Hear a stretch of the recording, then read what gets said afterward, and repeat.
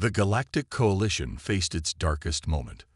For almost 2 decades, the Vorax swarm had been destroying star systems one by one.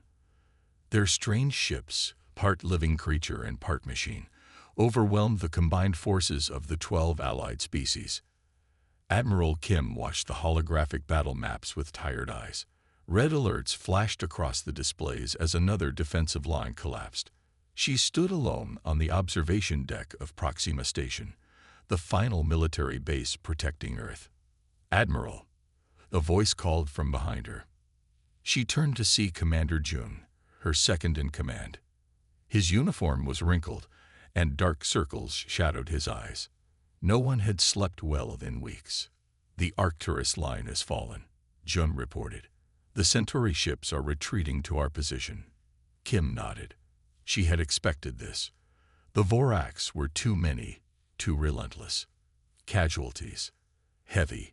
3 destroyer-class vessels lost with all hands. The battleship Resolve managed to evacuate most of its crew before self-destructing to cover the retreat. Through the station's massive viewport, Kim could see the distant stars. Somewhere out there, the Vorax fleet approached. Soon, they would reach Earth's solar system. 17 years, Kim said softly. "We've fought for 17 years and still understand nothing about why they attack." The Vorax had appeared without warning at the edge of Coalition space. No communication, no demands, only devastation as they consumed world after world, leaving nothing behind but barren rock and ash. "The Coalition Council is gathering for an emergency meeting," Jun said. "All remaining species representatives. They're calling for you specifically." Kim's mouth tightened. Politics. Even now, with extinction looming, there would be arguments and posturing. Humanity had only joined the Galactic Coalition 30 years ago, discovered by Arcturian explorers who'd been shocked to find intelligent life on a planet so far from the galactic center. The older species still treated humans as newcomers, barely worthy of respect. "Very well," she said. "Prepare my shuttle." As they walked through the station's corridors, emergency lighting cast everything in a dull red glow. Soldiers and civilians rushed past, preparing for possible evacuation. Kim noticed the faces of the non-human personnel, the tall, willowy Arcturians with their 4 arms, the squat, armored Drovians, even a few rare Melosians with their crystalline skin. All looked equally desperate. "Commander," Kim stopped walking. "How long until the Vorax reach Sol?" Jun checked his datapad. "At current speeds, 4 days. Maybe 5 if the minefield at Neptune slows them. Not enough time to evacuate Earth. Not nearly enough. The Council wants to know if we should begin civilian evacuations to the outer colonies," Jun said quietly. "And abandon Earth." Kim shook her head. "There aren't enough ships. We'd save a fraction while condemning the rest." They reached the shuttle bay. The small craft waited, engines already warming. Before boarding, Kim turned to her XO. "It's time, Jun. Tell the Earth Defense Command to activate the Prometheus Protocol." Jun's eyes widened. "Admiral, that project is still experimental. The Coalition doesn't even know." "They don't need to know yet," Kim interrupted. "Just make the call." On the shuttle ride to the Council chamber, Kim reviewed the classified files on her secure tablet. Project Prometheus had been humanity's secret work for decades. While sharing most technologies with their new galactic neighbors, Earth's scientists had kept certain discoveries to themselves, specifically breakthroughs in quantum physics that the other species believed impossible. The Council chamber was in chaos when Kim arrived. Representatives from the surviving species argued loudly, some nearly coming to blows. The Arcturian counselor noticed Kim first and called for order. "Admiral Kim," the Arcturian's voice resonated through the chamber. "Your forces have failed to hold the Vorax at Arcturus. Earth is now directly threatened. What is humanity's plan?" Kim stood tall before the alien leaders. Many had lost their homeworlds already. Some represented species now reduced to a few thousand survivors. For 17 years, Kim began, This coalition has fought conventionally against an unconventional enemy. We've lost because we've been predictable." She activated the room's holographic projector, showing a massive ship unlike any the coalition had ever built. "This is the TFS Prometheus," Kim said as gasps echoed around the chamber. "Humanity's answer to the Vorax threat. It's been under construction in secret for 15 years. The Drovian representative slammed a clawed hand on the table. "You built this while our worlds burned." Kim met the alien's 4 eyes without flinching. "We built this because your worlds burned. And now, it's ready." "The council is convening," she said quietly, looking at each alien face in turn. "It's time to unveil Project Prometheus." The shuttle carrying the coalition representatives approached Ceres, the largest object in the asteroid belt. From the outside, it looked like any other rocky space body. But inside, it held humanity's greatest secret. Admiral Kim sat quietly as the alien diplomats whispered among themselves. The Arcturian ambassador folded 2 of his 4 arms in obvious displeasure. "This is highly irregular, Admiral," he said. "Secret military installations violate coalition sharing agreements." Kim didn't respond. The shuttle docked at what appeared to be a small mining station. When the airlock opened, Dr. Park was waiting for them. She was a small woman with short gray hair and piercing eyes that missed nothing. "Welcome to Project Prometheus," she said simply. "Please follow me." The group entered an elevator that descended deep into Ceres. The alien diplomats grew more uncomfortable as they dropped further into the asteroid. After nearly 2 minutes of descent, the doors opened to reveal a sight that left even the most composed ambassadors speechless. They stood on a viewing platform overlooking an enormous construction bay carved from the heart of Ceres itself. Floating in a massive dock was a ship unlike any the coalition had ever built. "The TFS Prometheus," Dr. Park announced with quiet pride. The vessel was massive, easily 3 times larger than the biggest coalition battleship. Its hull gleamed with a strange, shifting surface that seemed to absorb light rather than reflect it. Workers in specialized suits crawled across its surface like tiny insects, making final adjustments. "Impossible," whispered the Thraxi engineer, his crystalline face reflecting the strange light of the ship. "How did you conceal this?" "Very carefully," Park replied, leading them along the walkway. "This facility exists in a quantum bubble. Standard scans pass right through it, seeing only normal asteroid material." The Drovian war chief snorted through his armored breathing apparatus. "And you've kept this from your allies for how long?"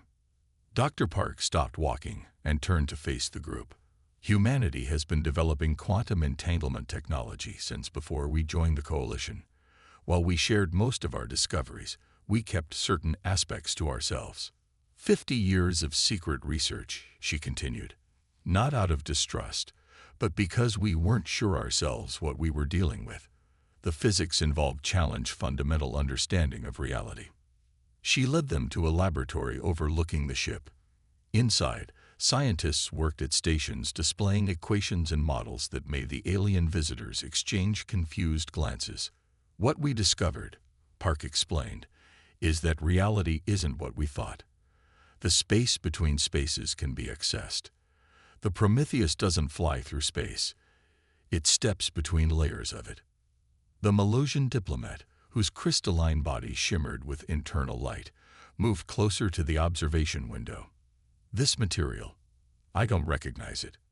"Quantum-stabilized dark matter composite," Park said. "It allows the ship to maintain structural integrity during dimensional transitions." Admiral Kim watched the reactions of the coalition representatives. Some showed anger, others fascination. All showed disbelief. "Why keep this from us?" asked the Arcturian. "We could have deployed this technology years ago, saved billions of lives, countless worlds." Dr. Park's expression remained calm. "No, we couldn't have. This technology wasn't ready. Even now, it's experimental. The first tests of quantum bubbling resulted in the disappearance of an entire research station. 17 scientists lost, shifted somewhere we still don't understand." She touched a control panel, and a holographic display showed the interior of the Prometheus. Corridors and chambers filled with technology that looked almost organic in design. The ship can create stable quantum tunnels, bypassing normal space. In theory, it can appear anywhere instantly. No travel time, no warning. And, she paused, it carries a weapon unlike anything we've built before. The room fell silent. Even the most peaceful coalition species understood the implications. You built a super weapon, the Drovian war chief said. It wasn't a question. We built a ship that might save us all, Park corrected. The quantum lance can theoretically disrupt the molecular bonds of any material. Against the Vorax bioships, it should be devastating. Admiral Kim stepped forward. The Prometheus launches in 6 hours. A select crew has been training in simulation for years. They're the best humanity has to offer, plus specialists we'll need from your worlds. She looked at each alien representative in turn. We need your help now. Not permission. We're launching with or without approval. But cooperation would improve our chances. The Arcturian ambassador's skin changed color slightly, a sign of deep emotion. You've kept secrets while we died fighting. Dr. Park shook her head. No. We've been working frantically to perfect this technology while you fought. There's a difference. She led them closer to the observation window. The Prometheus hung before them, dark and powerful. Workers were detaching the final connection cables. For 50 years, humanity kept quiet about our quantum entanglement discoveries, Park explained to the stunned diplomats.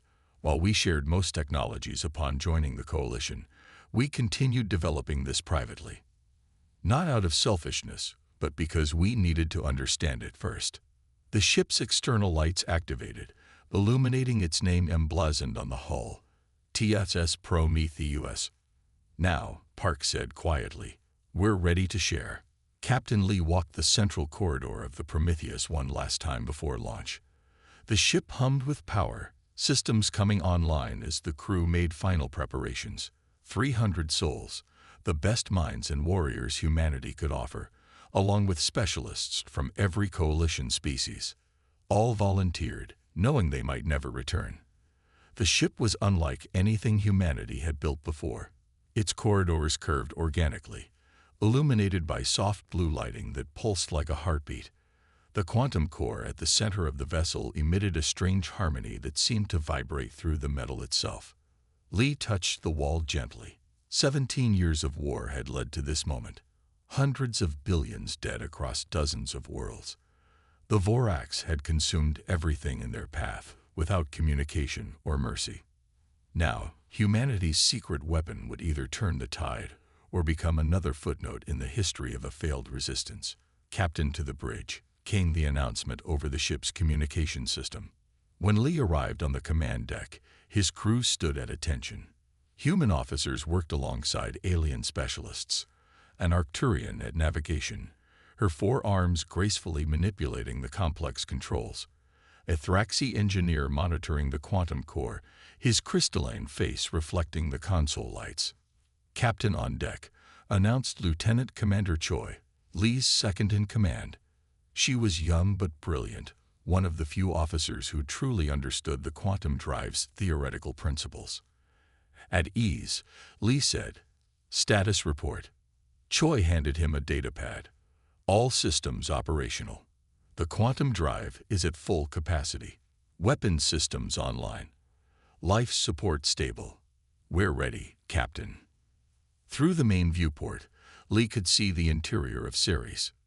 The massive construction bay doors were beginning to open, revealing the star-filled blackness of space beyond.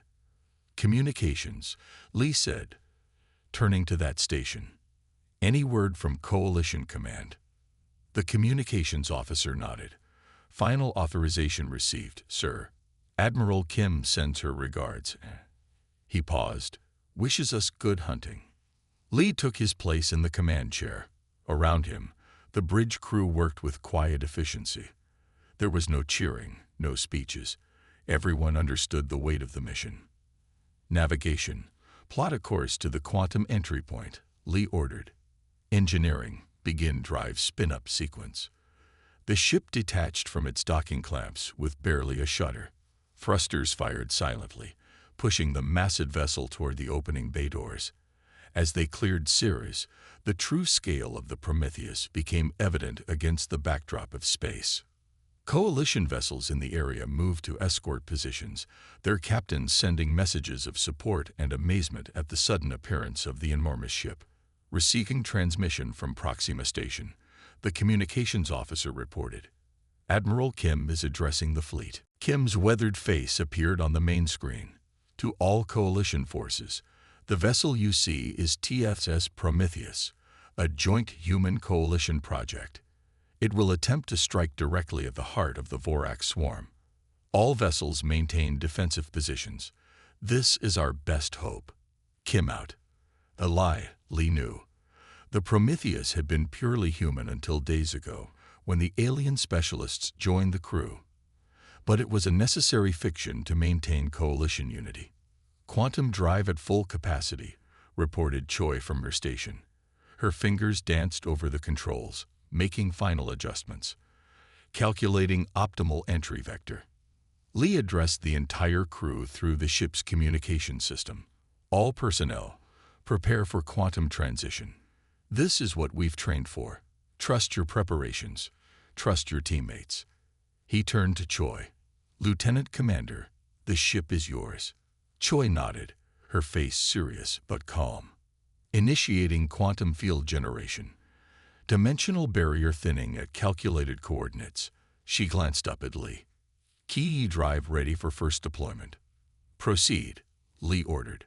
The lights on the bridge dimmed momentarily as power redirected to the quantum drive. A strange vibration passed through the ship, not unpleasant but alien, like nothing any of them had felt before. On the screens, space itself seemed to ripple around the ship, stars blurred and stretched. A sensation of falling without moving gripped everyone on board. "All systems nominal," reported Choi, her voice steady despite the unprecedented nature of what they were attempting. "Quantum field stable. Preparing for transition in 5, 4, 3, 2, 1. Reality shifted. For an instant that felt eternal, the ship existed everywhere and nowhere. The crew experienced a moment of perfect clarity, as though they could see the entire universe at once, before snapping back to normal consciousness. The starfield outside the viewports was completely different. "Transition complete," Choi announced, checking her instruments with professional calm. "Position confirmed. We've emerged behind Vorax lines, near the Denov system." The bridge crew broke into spontaneous applause. The quantum drive, technology that coalition scientists had deemed theoretically impossible, had worked perfectly. They had bypassed months of conventional travel in an instant. Lee allowed himself a small smile. "Well done, everyone. Especially you, Lieutenant Commander." Choi nodded, accepting the praise professionally. "The drive is already recycling for another jump if needed. We can transition again in approximately 14 hours. Lee turned to the tactical station. "Sensors, full sweep. Let's see what we're dealing with." The tactical officer, a human named Jin, worked his controls. "No immediate Vorax presence detected.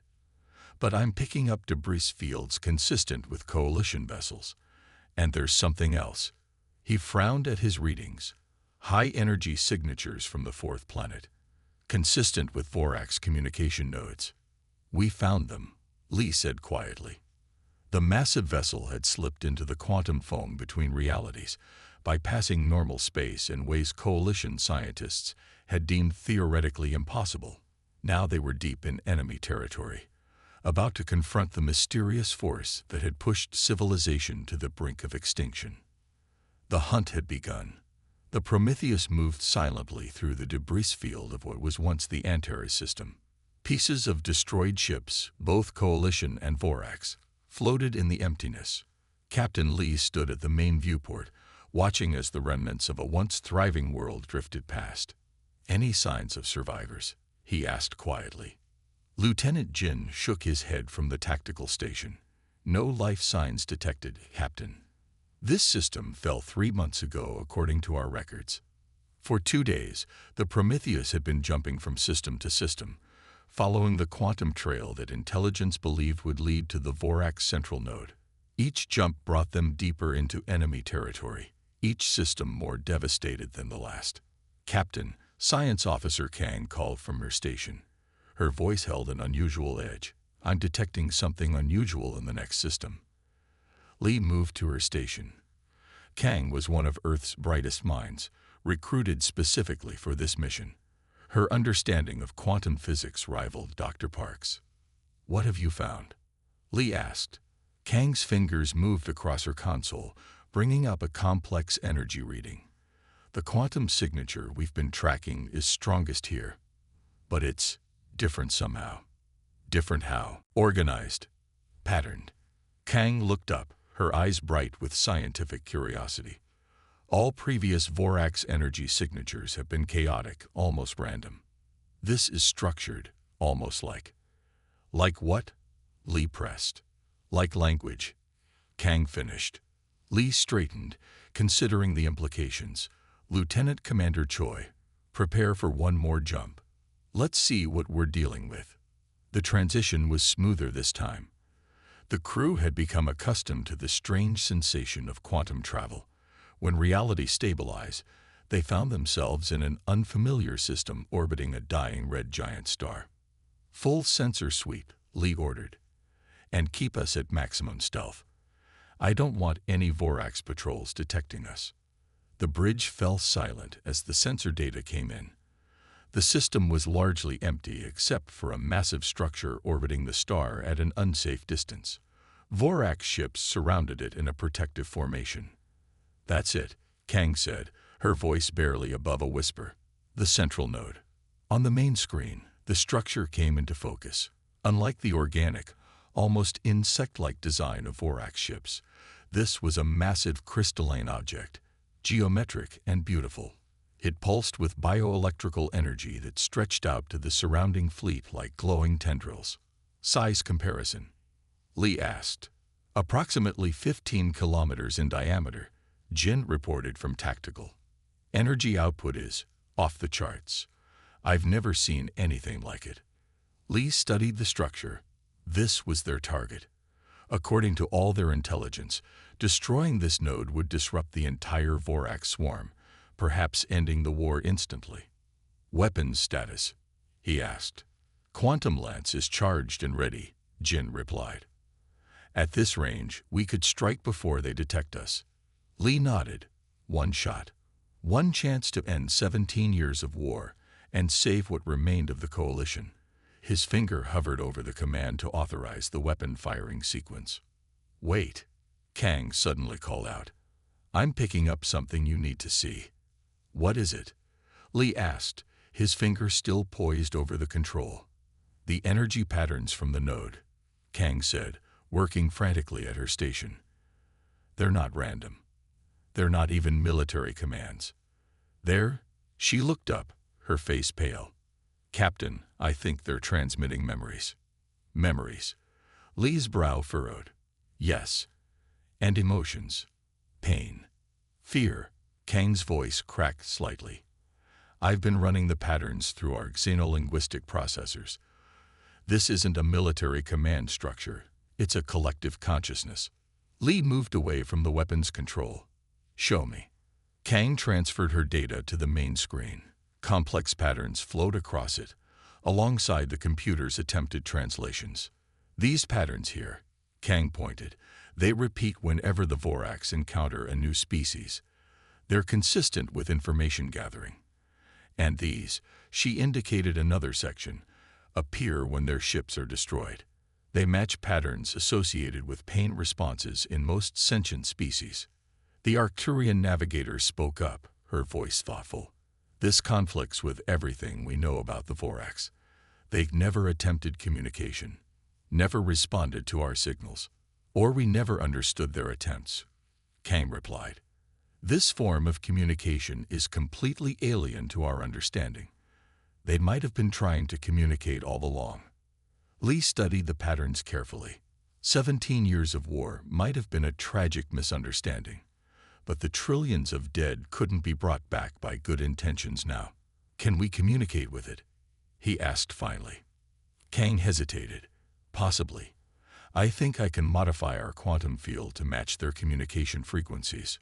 But Captain, there's something else you should see. She adjusted the display to show a different set of patterns. These have been repeating for years, long before they encountered us. They show something coming from outside the galaxy, something the Vorax are running from. The bridge fell silent as the implication sank in. They're refugees, Lieutenant Commander Choi said quietly. Not conquerors.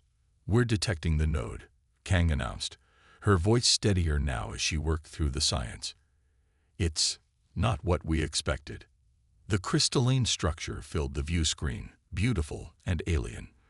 The pulses of bioelectrical energy reached out to the surrounding Vorax fleet like neural pathways. It's communicating, Kang whispered, watching the patterns flow across her screen. And I think it's afraid. Captain Lee stared at the screen, hand still hovering over the weapon controls. In moments, he could end the war, or perhaps start a new understanding. The fate of two civilizations hung in the balance. Open a channel, he said finally. Let's try to talk. For 3 days, the Prometheus remained in orbit around the dying star, its weapons systems powered down as Science Officer Kang worked tirelessly to establish communication with the Vorax node. Captain Lee had taken the greatest gamble of the war, choosing understanding over destruction. I think I've got it, Kang said on the 3rd day, her eyes red from lack of sleep. Their language isn't verbal or even written. It's entirely based on shared consciousness, images and emotions transmitted directly. The bridge crew watched as Kang activated a device she had built with help from the Arcturian navigator. It projected a quantum field that matched the Vorax communication frequencies. I'm sending basic peaceful intentions, she explained. Simple concepts: cooperation, non-aggression, mutual survival. For several minutes, nothing happened. The crystalline structure continued its rhythmic pulsing. Then suddenly, the view screen filled with images that no one aboard was prepared for. A galaxy, not their own.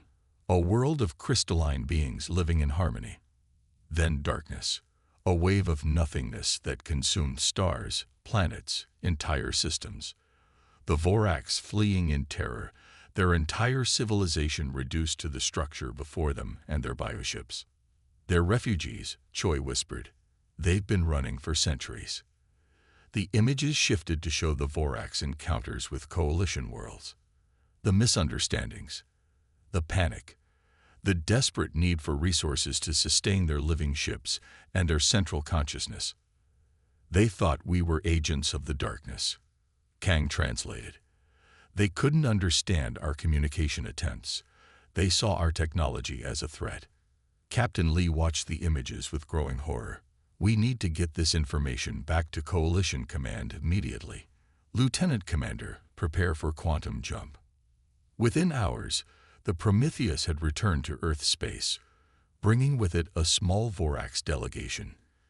Tiny crystalline fragments from the main consciousness, each containing a piece of their shared memory. Admiral Kim arrived aboard the Prometheus with the full Coalition Council. The representatives from each species stood in shocked silence as they witnessed the Vorax memories firsthand. The images showed a force of pure entropy, a cosmic horror that consumed all organized matter, leaving nothing but empty space behind. It had already devoured the Vorax home galaxy and was slowly, inexorably, moving toward the Milky Way. How long? The Arcturian counselor asked. Kang consulted with the Vorax representatives, their crystalline forms glowing softly as they communicated. At current speeds, the wave will reach our galaxy in approximately 300 years. 3 centuries, Kim said thoughtfully. Time enough to prepare, if we work together. The Drovian war chief, who had lost his home planet to the Vorax, growled softly. Work with them, after all they've done. Admiral Kim turned to face the Coalition Council, her expression firm. Consider what we know now. The Vorax were running for their lives. They believed we might be connected to the entity pursuing them. They were fighting out of fear, not malice. And yet trillions are dead, the Thraxi representative noted. Worlds lie in ruins. Yes, Kim acknowledged. And we have much to resolve between our peoples. But we also face a common enemy, one that threatens all life in this galaxy. The Vorax have encountered it. They know its patterns, its weaknesses. The Vorax representatives pulse brightly, projecting new images. Their bioships, combined with coalition technology. The quantum drive of the Prometheus adapted to their crystalline vessels. Defensive systems that might slow or even stop the entropy wave. They're offering an alliance. Kang translated. They believe that together we might succeed where they failed alone. Silence fell across the bridge as the Coalition Council considered the offer. 17 years of bitter war couldn't be forgotten in a moment. Trust would take time. Admiral Kim stepped forward, standing between the alien counselors and the Vorax representatives. The crystalline beings pulsed with nervous energy, their fate hanging in the balance. When humanity joined the coalition, Kim said quietly, "We were the newcomers, the least advanced. Many of you questioned our value to the galactic community." She gestured to the ship around them. "The Prometheus is our answer. Human innovation combined with coalition knowledge." She turned to the Vorax. "Now we face a greater threat, one that requires us to move beyond our past conflicts.